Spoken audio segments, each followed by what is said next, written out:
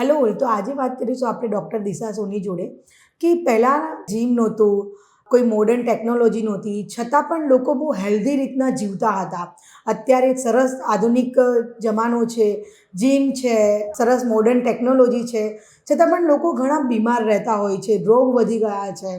પહેલાં તો અમારા દાદા દાદી હતા જેને ખબર છે કે કંઈ જ પ્રોબ્લેમ નહોતી થતી હતી, ડાયાબિટીસ, બીપી આવું હતું પણ બહુ ઓછું સાંભળવા મળતું હતું. અને અત્યારે તો બધે જ ડાયાબિટીસ, બીપી, મોટાપો બહુ વધી રહ્યો છે. તો આનું શું કારણ છે એ જણાવશે ડૉક્ટર દિશા સોની. પહેલાંના જમાનામાં લોકોની જે લાઈફસ્ટાઈલ હતી એ નેચરલ હતી, ફિઝિકલ એક્ટિવિટી વધારે હતી, જેમ કે ખેતરમાં જવું, બધી જગ્યાએ ચાલીને જવું.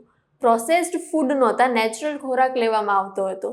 સ્લીપ પેટર્નની વાત કરીએ તો લોકો વહેલા સૂઈ જતા અને વહેલા ઉઠી જતા હતા. પણ ત્યારે સ્ક્રીન ટાઈમ પણ નહોતું, ફોન નહોતા, સ્ક્રીન ટાઈમ ઓછું હતું, તો બોડી એકદમ ડેલી મૂવમેન્ટમાં રહેતી હતી અને પ્રોપર રિધમ ફોલો કરતી હતી. અત્યારના જમાનામાં એ બધું બદલાઈ ગયું છે. તો ડૉક્ટર દિશા મેમે જણાવ્યું એમ કે પહેલાં સરસ લાઈફસ્ટાઈલ હતી, અત્યારે આટલું બધું હોવા છતાં આ કેમ આટલા બધા રોગ, આટલો બધો પ્રોબ્લેમ આવ્યો છે? તો દિશા મેમ એની ડિટેલમાં વાત કરશે આપણી જોડે.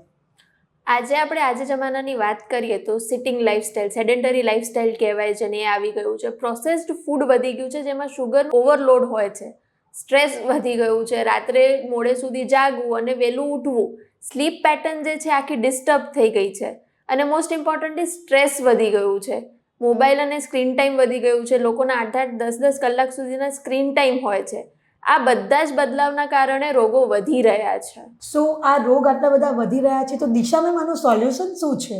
એ છે કે આપણે પાછા ગામમાં જઈ તો નથી શકતા, બટ હા, વિલેજ પ્રિન્સિપલ્સ અપનાવી શકીએ છીએ સિટીમાં રહીને. એ કેવી રીતે કે આપણે રોજનું 8 થી 10,000 સ્ટેપ્સ ચાલવા જોઈએ, સ્ક્રીન ટાઈમ જેટલું બને એટલું ઓછું કરવું જોઈએ, પ્રોસેસ્ડ ફૂડને અવોઇડ કરવું જોઈએ, કે જેટલું તમે નેચરલ બનાવીને ખાઈ શકતા હો એટલું વધારે સારું છે. Second, stress control.